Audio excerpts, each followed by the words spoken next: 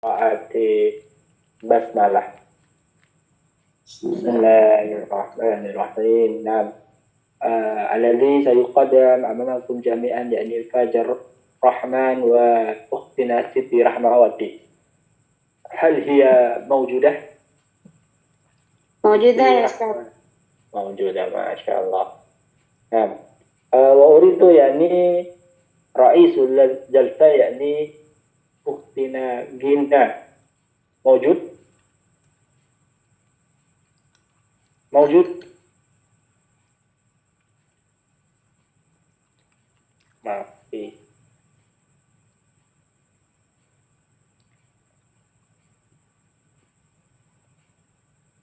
Urid jadi Muhammad Arif. Muhammad Arif. Pak Arif. Ahina. Hadir Ustaz. Bisa jadi moderator ya. Oh, Ustaz. Nah, tafadhol. Akhi. Bismillahirrahmanirrahim. Assalamualaikum warahmatullahi wabarakatuh. Warahmatullahi wabarakatuh. Pada kesempatan perkuliahan jam kedua ini kita memasuki matkul hadis tarbawi yang diampu oleh Pak dosen kita Al-Ustaz Muhammad Ridhoi SPD NBD yang akan menjadi presentator atau makalah pada malam ini. Hari ini adalah Akina Mas Fajar Rahman dan Akhina Mbak Siti Rahmawati ya, dengan judul yang sudah ada di layar, yaitu metode pendidikan Islam perspektif hadis. Untuk mempersingkat waktu, kami persilakan kepada presentator untuk bisa memulai materinya. Tafadhol.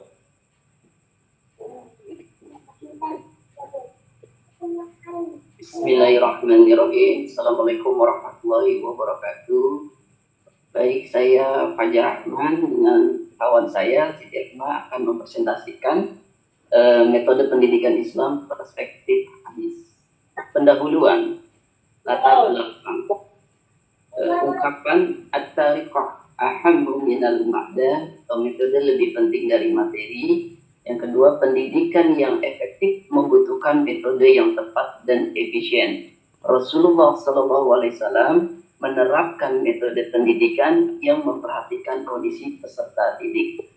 Dalam makalah ini, rumusan masalahnya adalah yang pertama, apa definisi metode pendidikan? Yang kedua, apa dasar metode pendidikan Islam? Tiga, apa saja macam-macam metode pendidikan Islam? Keempat, apa saja hadis yang berkaitan dengan metode pendidikan Islam. Tujuan penelitian dari makalah ini adalah yang pertama, mengetahui definisi metode pendidikan secara umum dan dalam konteks Islam.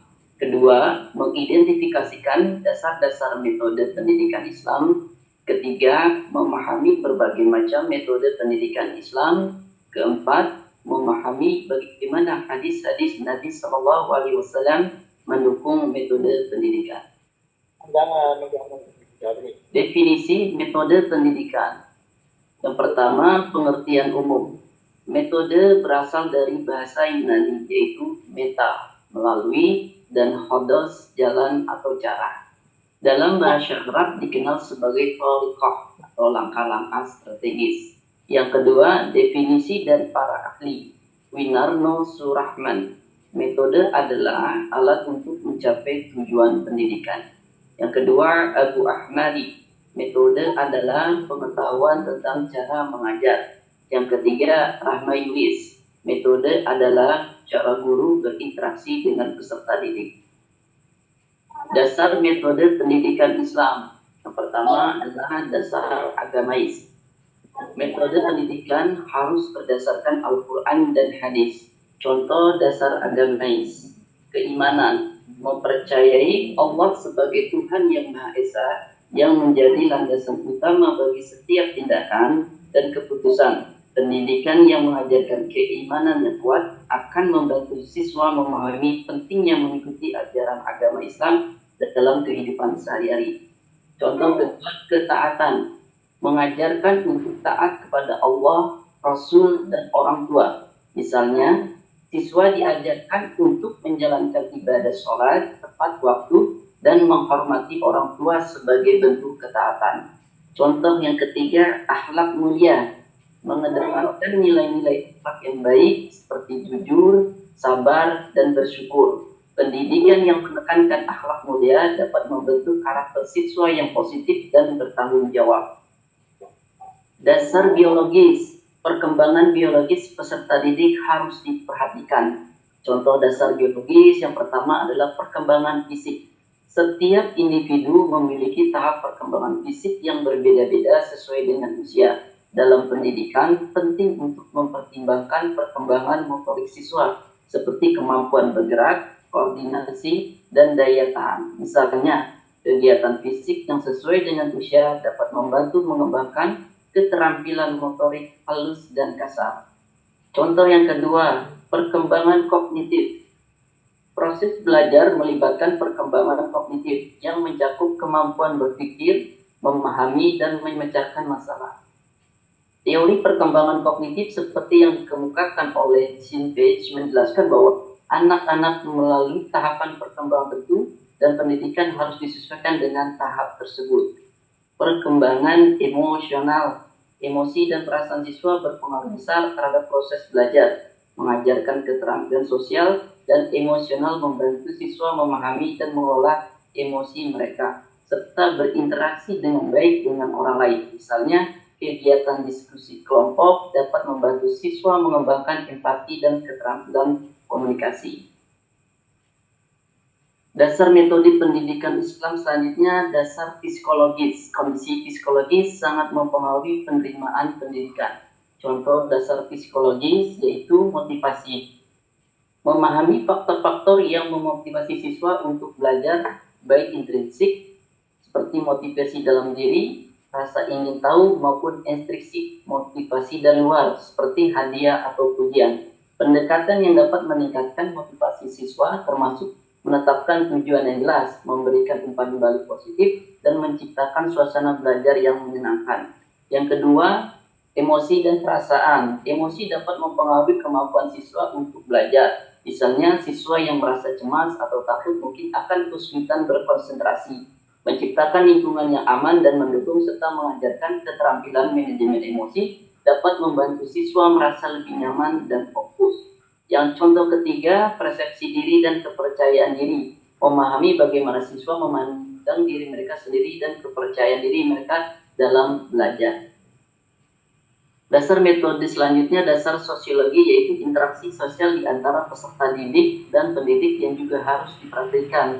Yang pertama, interaksi guru dan siswa. Hubungan dengan guru dapat mempengaruhi perilaku dan sikap siswa. Lingkungan sosial di sekolah termasuk persahabatan dan kelompok guru dan antar siswa dapat berdampak pada kepercayaan diri dan keterlibatan siswa dalam kegiatan pembelajaran.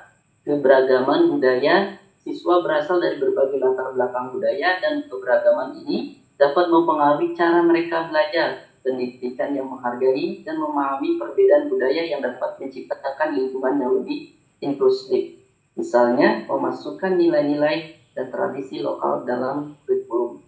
Norma sosial, setiap komunitas memiliki norma dan nilai yang berbeda, dan siswa akan dipengaruhi oleh norma-norma ini. Pendekatan pendidikan yang mencakup pengajaran tentang nilai-nilai masyarakat dapat membantu siswa memahami dan menghormati perbedaan tersebut.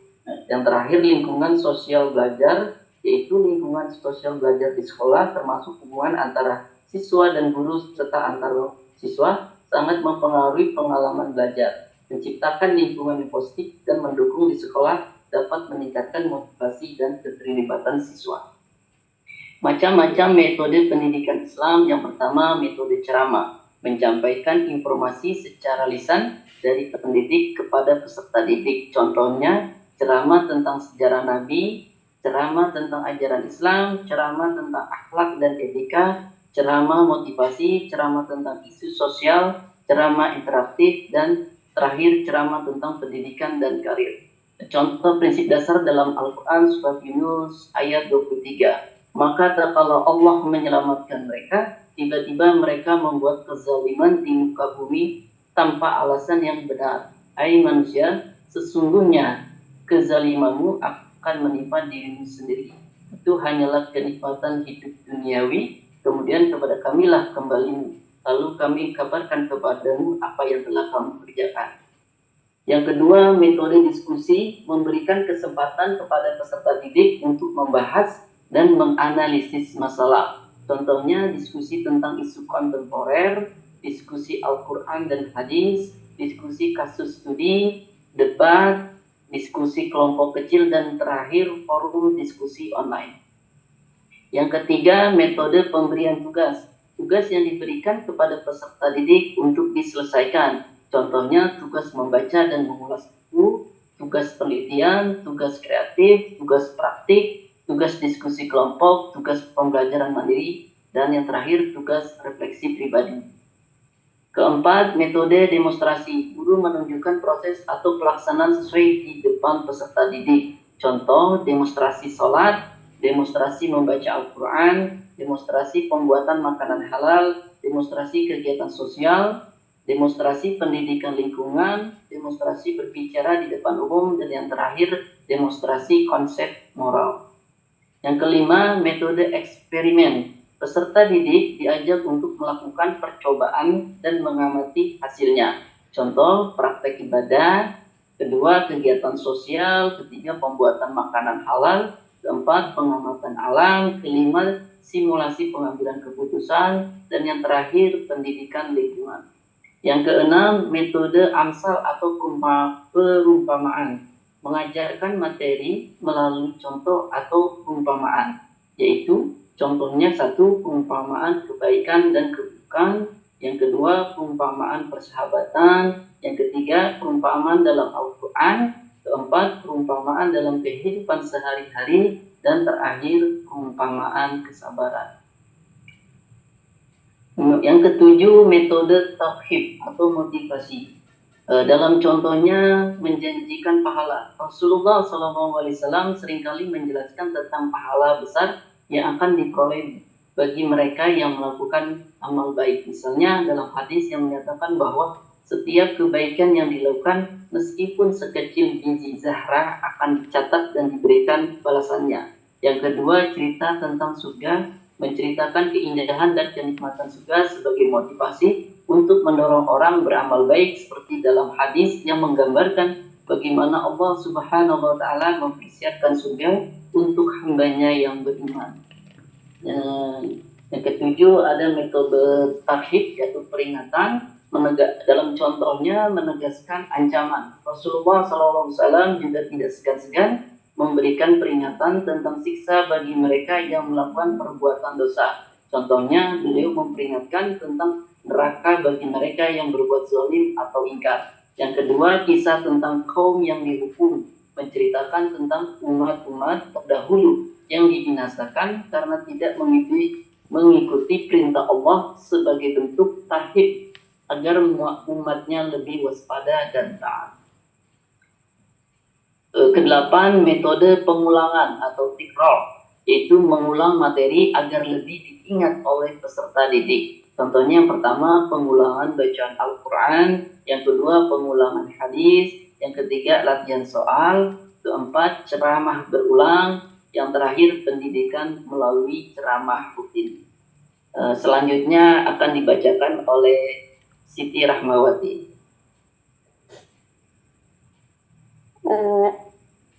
Hadis terkait metode pendidikan.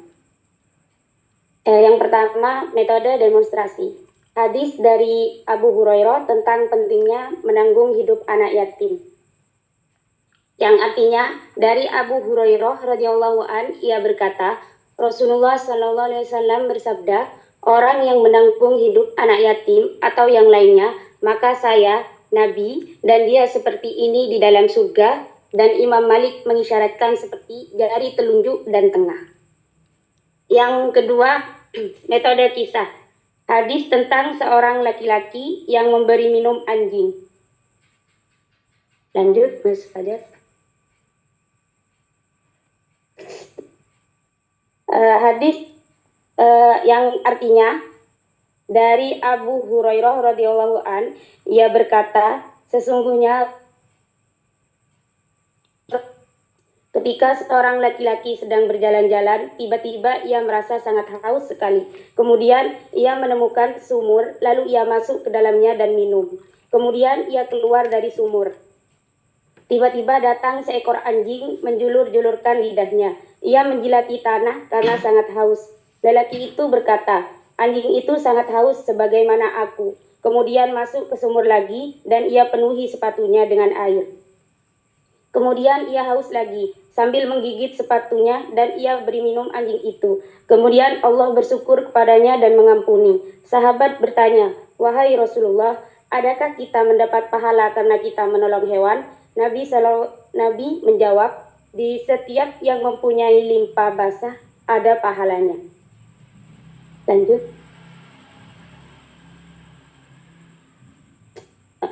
Yang ketiga, metode tanya jawab. Hadis tentang siapa yang paling berhak dihormati.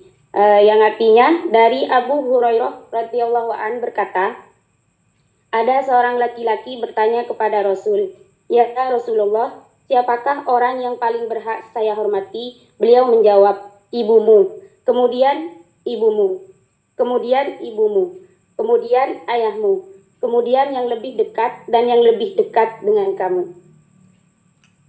Selanjutnya, yang keempat, metode ceramah. Hadis tentang peringatan kepada kerabat terdekat. Menceritakan kepada kami Qutaibah ibnu Sa'id dan Zuhair ibnu Harb berkata, menceritakan kepada kami Jarir dari Abdul Malik ibnu Umair dari Musa ibnu Talha dari Abu Hurairah. Ia berkata, tatkala diturunkan ayat ini, dan peringatkanlah para kerabatmu yang terdekat. Al-Quran surah Al-Asyura ayat 125. Maka Rasulullah SAW memanggil orang-orang Quraisy. Setelah mereka berkumpul, Rasulullah berbicara secara umum dan khusus. Beliau bersabda, wahai Bani Ka'ab ibnu Lu'ay, selamatkanlah diri kalian dari neraka. Wahai Bani Abdi Syams, selamatkanlah diri kalian dari neraka. Wahai Bani Abdi Manaf, selamatkanlah diri kalian dari neraka. Wahai Bani Hashim, selamatkanlah diri kalian dari neraka. Wahai Fatimah, selamatkanlah dirimu dari neraka. Karena aku tidak kuasa menolak sedikit pun siksaan Allah terhadap kalian. Aku hanya punya hubungan kekeluargaan dengan kalian yang akan aku sambung dengan sungguh-sungguh. Lanjut. Yang kelima, metode pemberian hukuman. Hadis tentang memukul anak jika tidak sholat. Menceritakan kepada kami Muammar ibnu Hisham, yakni Al-Yashkuri, menceritakan kepada kami Ismail dari Suwar ibnu Abi Hamzah, berkata Abu Daud, dia adalah Suwar ibnu Daud, Abu Hamzah al-Muzanni al-Shairafi, dari Amr ibnu Shu'aib, dari ayahnya, dari kakeknya. Ia berkata, Rasulullah SAW bersabda, perintahkanlah anak-anakmu sholat ketika usia mereka 7 tahun, dan pukullah mereka jika meninggalkannya saat mereka berusia 10 tahun, dan pisahkanlah tempat tidur mereka. Lanjut, Mas. Kesimpulan, metode pendidikan sangat penting dalam proses pembelajaran. Rasulullah SAW memberikan contoh metode pendidikan yang efektif. Yang pertama, metode pembelajaran melalui contoh. Yang kedua, metode tanya jawab. Yang ketiga, metode cerita. Yang keempat, metode diskusi. Yang kelima, metode pemberian tugas. Saran, memilih metode pendidikan yang sesuai dengan kondisi peserta didik. Yang kedua, kritik dan saran dari pembaca diharapkan untuk perbaikan. Terima kasih. Syukron atas presentasinya Agni Fajar dan Alina, siapa tadi ya?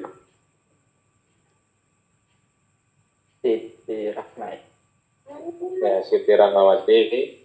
Alhamdulillah materinya bagus sekali. Lalu kemudian kita buka untuk sesi diskusi atau tanya jawab, mungkin pada teman-teman semuanya apabila ada pertanyaan atau yang ditanyakan atau penambahan dari materi yang sudah disampaikan oleh narasumber kita malam ini, monggo dibuka. Fadhol.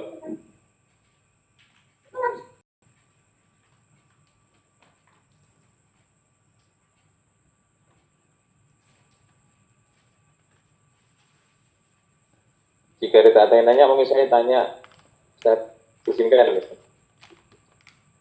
Izinkan, Ustaz. Moderatornya nanya.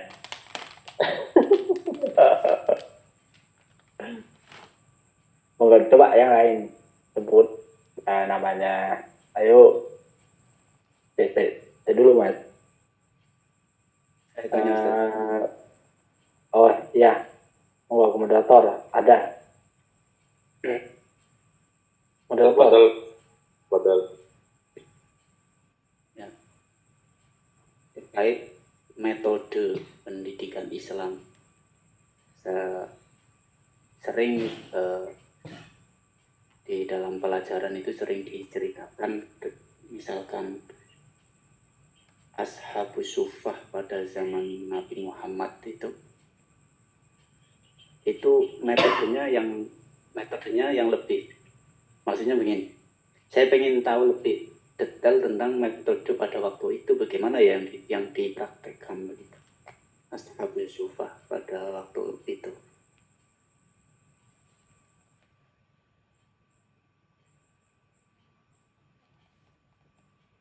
Monggo ditanggapi mungkin Haji Fajar wa Ahin Siti Samawati.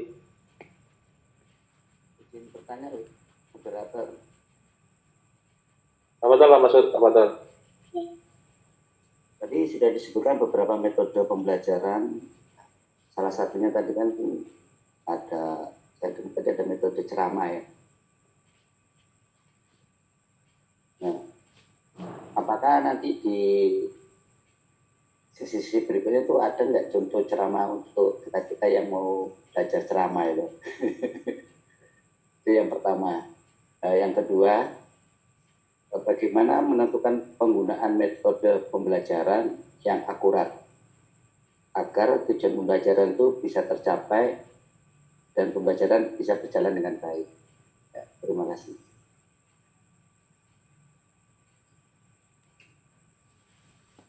Monggo ditanggapi ke materi.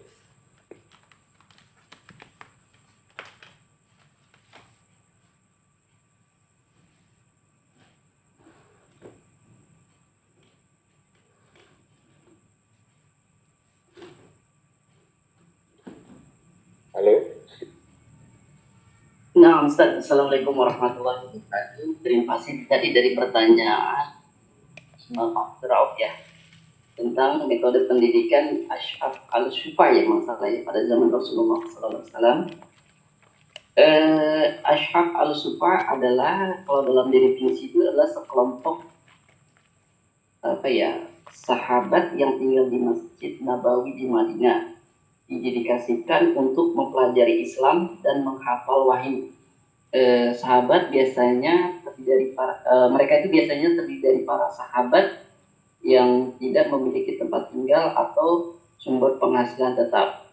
Ada beberapa metode pendidikan yang diterapkan pada masa Ash'ab al-Shufa, yaitu pertama, pembelajaran langsung dari Rasulullah SAW, yaitu Rasulullah SAW secara langsung mengajarkan Al-Quran dan hadis kepada para sahabat Ash'ab al-Shufa. Ini memberikan pemahaman yang mendalam mengenai ajaran Islam langsung dari sumber utamanya, yaitu Rasulullah SAW. Yang kedua, metode pembelajaran yaitu menghafal Al-Quran. Salah satu fokus utama pendidikan mereka adalah menghafal Al-Quran, yang Rasulullah seringkali mengajarkan ayat-ayat baru kepada mereka yang kemudian dihafalkan. Yang ketiga, pembelajaran interaktif. Rasulullah SAW sering mengajarkan dengan menggunakan metode tanya jawab. Sahabat dapat bertanya kepada beliau mengenai hal-hal yang belum dipahami dan beliau akan menjawab dengan bijaksana, seringkali disertai dengan contoh-contoh yang konkret atau yang ada di lapangan. Yang keempat, metode ini adalah praktik dan keteladanan. Nah, Rasulullah SAW tidak hanya mengajarkan teori, tetapi juga mempraktikkan ajaran Islam dalam kehidupan sehari-hari. Yang kelima, metode ini mengajarkan kemandirian dan kesederhanaan. Ashab al-Sufa juga diajarkan untuk hidup sederhana, mandiri, dan tidak bergantung pada orang lain. Yang keenam, metode pendidikan ini adalah pendidikan melalui tugas praktik. Terkadang Rasulullah SAW memberikan tugas praktik kepada Ashab al-Sufa, seperti berdakwah atau membantu dalam urusan sosial dan pemerintahan. Mungkin itu jawaban dari saya. Mungkin ada yang kurang dari Mas Imam Abdul Rauf. Coba itu yang terakhir tadi agak kurang jelas. Yang terakhir itu metode pendidikan melalui tugas praktik, yaitu Rasulullah memberikan tugas seperti berdakwah dan membantu dalam urusan sosial. Ya, syukron. Ya, terima kasih. Mungkin yang kedua dari Pak Mas'ud tentang metode ceramah yang dapat digunakan untuk mahasiswa ya Pak Mas'ud ya, kalau nggak salah ya. Ya, selama ini kan kita belum pernah mendapat ya. Kepingin ceramah bingung modelnya. Oh iya. Nah Ustaz, kalau saya berpendapat bukan pendapat saya, di sini yang pernah saya baca bahwa metode ceramah yang menjadi lebih efektif atau sesuai untuk mahasiswa, contohnya pertama menggunakan ceramah interaktif ya, yaitu ajak mahasiswa untuk terlibat dalam ceramah dengan memberikan pertanyaan terbuka atau meminta mereka untuk memberi tanggapan. Yang kedua, menselipkan diskusi kecil ya, biasanya di dalam ceramah itu ada diskusi kecil. Itu setelah menyampaikan suatu konsep atau informasi, berikan waktu kepada mahasiswa atau kita untuk berdiskusi singkat dalam kelompok kecil. Artinya diskusi ini membantu untuk mereka tuh memahami materi lebih dalam dan membangun keterampilan secara kolaboratif atau berkelompok. Yang mungkin yang ketiganya itu menggunakan multimedia, memanfaatkan video, melakukan presentasi, atau membuat suatu grafik untuk membuat materi lebih menarik. Kadang-kala atau mahasiswa itu cenderung lebih mudah memahami informasi visual dibandingkan dengan ceramah yang hanya berupa lisan. Itu mungkin jawaban dari saya, Pak Masud. Yang terakhir ya Pak, kalau nggak salah ya, pembelajaran yang lebih efektif ya Pak. Yang nomor 2. Ya. Kalau pembelajaran yang akurat, yang efektif dan akurat ya, sehingga bisa tercapai pembelajaran yang baik gitu kan, sehingga peserta didik itu mampu menjalankan apa yang kita instruksikan itu. Baik, kalau saya berpendapat, jadi ada beberapa prinsip dan strategi untuk menciptakan pembelajaran yang efektif dan akurat bagi pendidik ya. Menurut pendapat saya, yang pertama mungkin pembelajaran berbasis masalah atau problem based learning, yaitu menggunakan masalah nyata untuk memotivasi mahasiswa mencari solusi secara mandiri atau kelompok. Kadang metode ini membuat kita lebih aktif dan terlatih berpikir kritis. Yang kedua, keterlibatan aktif mahasiswa. Pembelajaran yang efektif seperti ini, di mana mahasiswa akan berperan sebagai peserta aktif, contohnya melalui diskusi, tanya jawab, atau proyek kolaboratif atau proyek bekerja yang bersama-sama. Yang ketiga, penggunaan metode pembelajaran beragam, yaitu biasanya kita melakukan kombinasikan berbagai metode seperti ceramah, diskusi, simulasi, atau studi kasus agar mahasiswa itu terpapar pada cara belajar yang beragam sesuai dengan gaya mereka masing-masing. Karena setiap mahasiswa mungkin punya pola belajar, pola penghafalan atau berpikiran yang berbeda-beda. Mungkin yang terakhir dari saya mungkin memberikan umpan balik yang konstruktif, artinya umpan balik yang cepat, jelas, dan konstruktif yang penting untuk membantu mahasiswa menyadari bagian yang perlu diperbaiki atau mempertajam pemahaman mereka. Seperti contohnya studi kasus yang perlu dilakukan jawaban yang tepat, artinya yang isu-isu yang sekarang yang berkembang saat ini kan banyak berita yang di internet atau media yang mungkin perlu keaktifan atau umpan balik yang sangat jelas dan cepat. Yang mungkin ada satu lagi tambahan dari saya, yaitu lingkungan belajar yang mendukung ini yang sangat penting bagi pendapat saya pribadi, karena lingkungan belajar itu menciptakan suasana kelas yang mendukung dan aman, di mana mahasiswa merasa nyaman untuk bertanya dan berpendapat tanpa takut disalahkan. Itu artinya lingkungan belajar inilah yang memberikan motivasi bagi mahasiswa untuk bertanya, artinya lingkungan yang aktif, ada umpan balik, ada konstruktif, ada semacam pemberian materi-materi yang lebih kritis dan isu-isu yang berkembang saat ini. Mungkin itu aja jawaban dari saya, Pak Masud. Mungkin dari kawan saya Siti Rahmawati mungkin menambahkan. Sudah Mas. Enggak, Ini tambahkan gitu. ada contohnya enggak? Contoh kalau kita itu kepengen ceramah yang efektif, terus kita lihat audiennya itu, katakanlah audiennya ada yang di atas 50 tahun, ada audiensnya yang 30 sampai 40 tahun, ada audiensnya itu remaja, itu kan, setelah anak-anak itu. Nah, model-model ceramah itu gimana kita mendefinisikan atau kita membuat ceramah itu menarik dengan isu-isu yang terkini gitu. Maksudnya kalau kita cerita dengan kisah-kisah itu kan mereka kan pasti banyak ngantuk gitu kan. Iya, betul. Kan kita banyak membahas hadis-hadis, mereka juga nggak paham. Seperti tadi diuraikan dibaca tadi kan, dari ini kan mereka semakin lama semakin tidur gitu kan. Iya. Nah, Betul, Pak. ada nggak untuk modelnya itu? Maksud saya, kita kan ini praktek ya, kan dikatakan kita butuh praktek seperti yang zaman Nabi itu kan, berdakwah, bahkan memang harus ada dipraktekkan kan gitu. Sementara kita ini kan tatarannya kan tataran teoritis kan, itu cuma teori-teori gitu.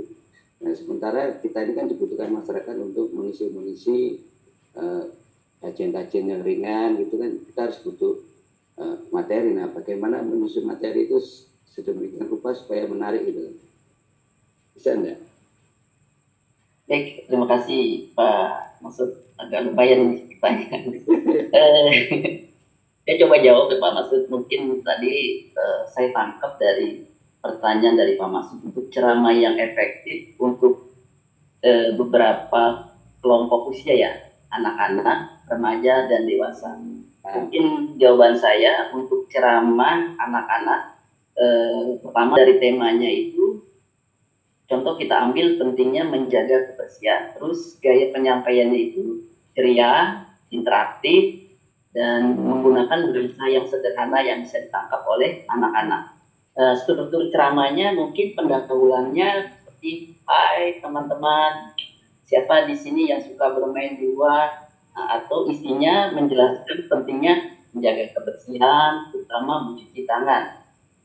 Seperti itu, atau bermain dengan teman, makan, atau menyentuh hewan peliharaan. Hal ini yang kita buat untuk sesuaikan dengan kondisi dan kebiasaan dari anak-anak. Ceramah untuk remaja biasanya temanya itu, saya ambil contoh itu mengelola media sosial dengan bijak. Gaya penyampaiannya ya pasti santai, menggunakan contoh yang relevan dengan kehidupan remaja.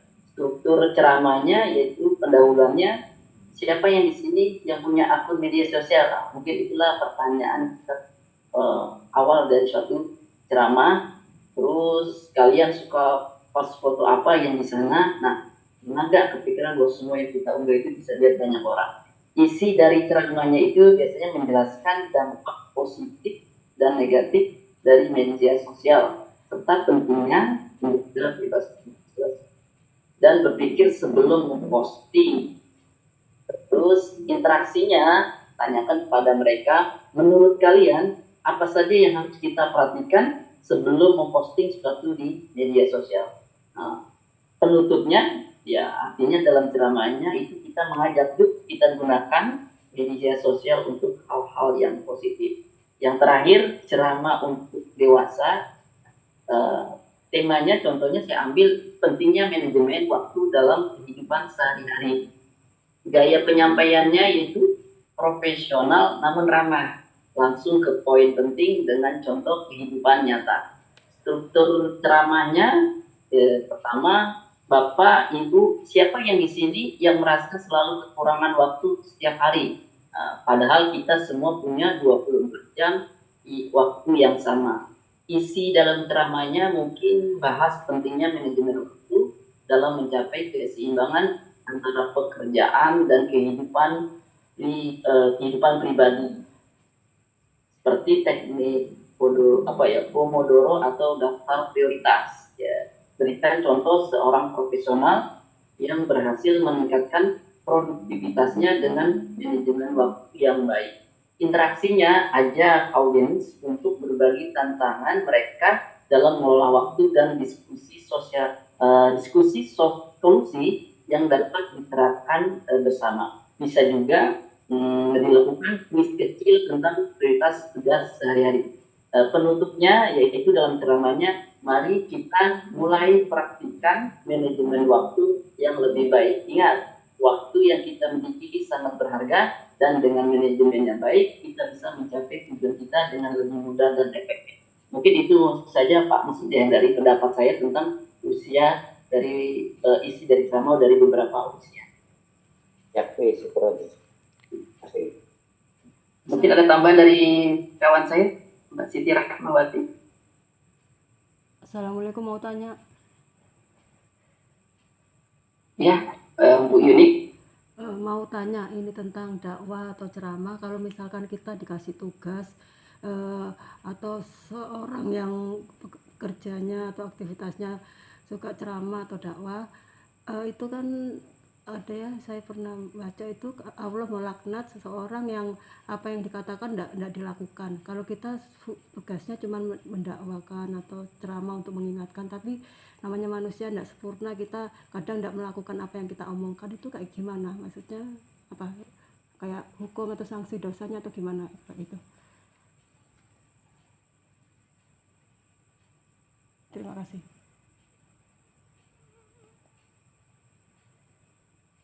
Maksudnya paham ya maksud saya?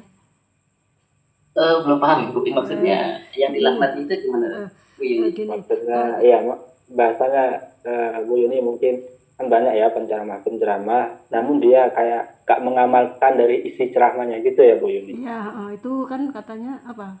Boleh apa enggak, kan Allah kan enggak senang kalau orang bilang tapi enggak dilakukan. Nah, kalau kita tugas kita kebetulan aktivitas kita seperti itu gitu loh, dosa kita atau gimana gitu loh.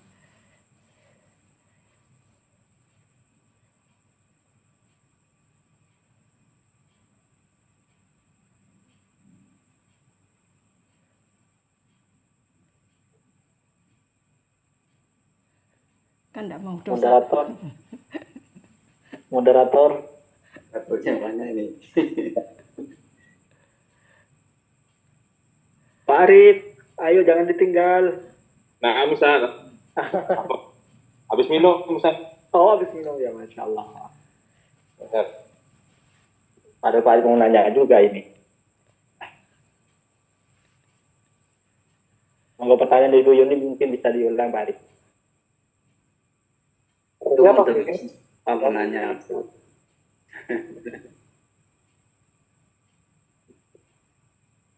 Mungkin bisa diulang Bu Yuni pertanyaannya. Gini, kalau kebetulan kita aktivitasnya ceramah atau dakwah gitu, kadang namanya manusia itu ya, kadang kalau kita ngomong kan mesti ya mengajak kita mengingatkan yang baik-baik, tapi sedangkan kita sendiri kan kadang tidak bisa melakukan apa yang kita omongkan kayak gitu. Nah, itu kan saya pernah ini baca itu Allah melaknat orang yang apa yang dikatakan tapi tidak dilakukan kayak gitu loh. Nah, itu kan namanya kalau kita aktivitas kayak gitu kan tidak maulah, dosa-dosa banget kan, tidak maulah misalnya kita ngomongnya mengajak kebaikan kayak gini-gini, ternyata kita sendiri namanya manusia tidak sempurna itu loh, maksudnya kayak gimana dosanya, gimana kita misalkan terjadi pada diri kita gitu loh, kita tuh ngajak orang, pokoknya kita berdakwah, kita ceramah, tapi ternyata kita sendiri tuh ya enggak seperti itu gitu loh. Itu gimana hukumnya atau dosanya kayak gimana atau gimana gitu loh. Jadi mungkin yang dimaksud ini adalah konteks berdakwah yang menyampaikan sesuatu atau yang benar ya. Jadi mungkin saya simpulkan bahwa bagaimana jika kita menyampaikan sesuatu yang hak atau namun diri kita belum benar, seperti itu mungkin yang dimaksud ini mungkin dijawab oleh Mas Adi Fajar mungkin. Terima kasih untuk pertanyaan Bu Yuni, agak unik ya. Ya agak jawabnya mungkin nanti diluruskan dengan dosen kita atau Ustaz Muhammad Fatibai. Berdosa atau tidaknya seorang pendakwah yang tidak mengamalkan isi ceramahnya, tergantung pada niat. Kalau menurut saya itu tergantung pada niat, kondisi, dan sikapnya terhadap ajaran yang disampaikan. Contohnya yang pertama, niat yang sungguh-sungguh untuk berubah. Jika seorang pendakwah belum bisa sepenuhnya mengamalkan isi ceramahnya, namun memiliki niat yang tulus untuk memperbaiki diri dan berusaha menjalankan hal ini, bisa dianggap sebagai bagian dari proses belajar dan memperbaiki diri. Artinya ya, kalau dalam penceramannya itu mengikuti atau niatnya dengan sungguh-sungguh, ya mungkin tidak berdosa. Yang kedua, kesadaran dan rasa penyesalan. Ketika seorang pendakwah merasa menyesal dan terus berusaha memperbaiki diri, maka ini dapat membantu menghindari dari dosa. Taubat dan usaha untuk menjadi lebih baik selalu diterima oleh Allah Subhanahu wa Ta'ala, karena Dia Maha Pengampun atau Ghafur. Ini menurut hadis beberapa ulama dan hadis yang saya baca. Yang ketiga, kemunafikan dalam dakwah. Apabila pendakwah menyampaikan sesuatu yang baik namun dengan sengaja tidak mau mengamalkannya atau bahkan mengabaikan ajaran tersebut secara terang-terangan, ini bisa mendekati sifat munafik yang sangat dilarang dalam ajaran agama Islam. Dalam konteks ini, ketidakjujuran dan kesengajaan antara ucapan dan tindakan bisa menyebabkan dosa. Yang terakhir mungkin dari pendapat saya itu pertanggungjawaban akhirat ya. Di akhirat nanti setiap orang termasuk pendakwah akan diminta pertanggungjawaban atas ucapannya. Oleh karena itu pendakwah sebaiknya selalu berusaha untuk menjalankan apa yang ia sampaikan sebagai bentuk tanggung jawab kepada Allah Subhanahu wa Ta'ala. Artinya apa yang dia dakwakan, apa yang isi ceramahnya yang dia berikan kepada masyarakat atau orang lain, dia harus pula menjadi teladan, atau setidaknya awalnya dia sudah mempraktikkan sebelum dia memberikan ilmunya atau pendakwaannya kepada orang. Itu mungkin jawaban dari saya, Bu Yuni. Apakah masih belum puas, Bu Yuni? Oh ya, terima kasih. Oh ya, ya sudah. Iya, ya, waktunya udah mau habis. Baik, sedikit menambahkan dari 3 pertanyaan ya. Dari Mas Abdul Rauf, Mas Sufa, tentu Mas Abdul Sufa sebagaimana yang kita ketahui, Abdul Sufa adalah orang-orang yang memang memilih hidup zuhud, beribadah siang malam, tentu mendalami ilmu agama, sehingga kedekatan mereka dengan Rasulullah itu begitu intensif. Jadi membuat mereka tidak hanya mendapatkan bimbingan ya, bimbingan rohani, tapi juga melewat riwayat hadis yang terkemuka. Tuh, sudah milih hidupnya zuhud. Tapi kan zuhud ya, bagaimana nanti carilah kayak apa kehidupan filsafat. Nah, terkait dengan juga Pak Mas Muhammad mengenai metode ceramah yang akurat. Semua metode itu punya kelebihan dan kekurangan. Bagaimana akurat? Tentu setiap metode ada tujuan. Bagaimana tujuan dari apa yang kita sampaikan itu bisa tercapai. Dalam metode ceramah, saya analogikan begini. Bukan analogi, tapi cerita saya sendiri ya. Cerita saya sendiri ketika saya di pondok. Ada seorang ustadz saya. Ustadz saya itu, Masya Allah, guru ya. Ketika mata pelajaran beliau, senakal-nakalnya murid, sebolos-bolosnya murid, tapi ketika jamnya beliau, dia hadir. Bahkan saya heran, kok iso yo, ini hadir toh. Itu selama mulai dari awal sampai akhir kita tuh nggak pernah absen. Kenapa kok guru ini seperti ini? Aku juga senang ke pelajaran beliau ini. Kok bisa ya seperti ini? Gitu. Aku heran loh. Aku heran. Apa yang membuat murid itu senang? Ya metodenya cuma ya ceramah gitu. Ngaji, baca kitab, ya udah ceramah, nggak ada kayak model-model depresiasi, terus apa itu model pembelajaran kayak problem based learning kayak gitu, enggak. Apa ceramah ya? Apa yang ada di dalam guru itu kok sampai muridnya seneng gitu loh. Saya juga ikut seneng. Mata pelajarannya lintas madhab. Ya dia pegang lintas madhab. Jadi ngajar madhab Syafi'i, Hanafi, Hambali. Entah apa karena memang mata pelajarannya tidak. Saya lihat tidak, dia ngajar tafsir juga seneng gitu loh. Apa kok gitu? Pertama, dia nggak pernah memaksa muridnya. Ya sekolah ya ayo, ya nggak mau masuk ya terserah gitu. Artinya apa yang ia bangun? Yang dia bangun adalah kesadaran diri. Gitu. Aku membacanya kok bisa ya. Guru seperti sangat sulit saya menemukan. Itu. Dan juga bahasa yang digunakan nggak terlalu tinggi, ya nggak terlalu rendah. Dan selalu diselingi dengan candaan. Tuh. Jadi pembawaannya juga enak, orangnya juga ya nggak pernah membuat kita cemas atau nanti dapat tugas ini. Enggak, biasa saja. Walaupun dapat tugas malah senang gitu. Saya nggak tahu apa pakai mahabbah, nggak tahu ya. Tentu saya lihat beliau memang mempunyai kelembutan, memang betul-betul ikhlas. Itu cerita saya itu mengenai sehingga apa yang dia sampaikan selalu diikuti.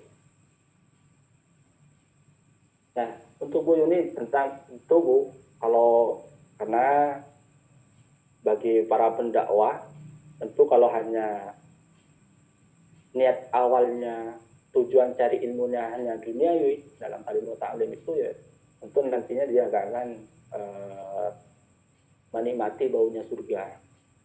So dalam hadis itu man sanna fil Islam sunnatan hasanan falau ajron.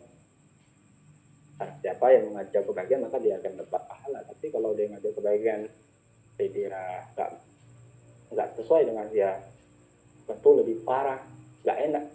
Kayak kan tuh melihat penceramah enak ya 1 jam sekian kan. Itu dampaknya juga punya akibat juga itu. Artinya apa? Nanti di akhirnya juga ada tanggungannya, Bu.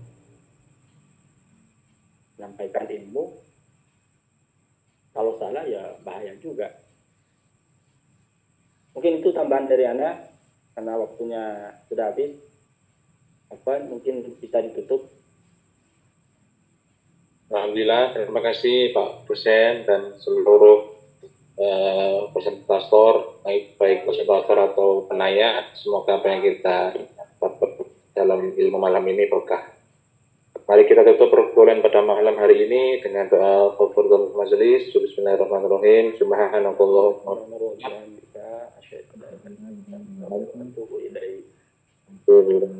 Assalamualaikum warahmatullahi wabarakatuh. Waalaikumsalam warahmatullahi wabarakatuh. Waalaikumsalam. Izin live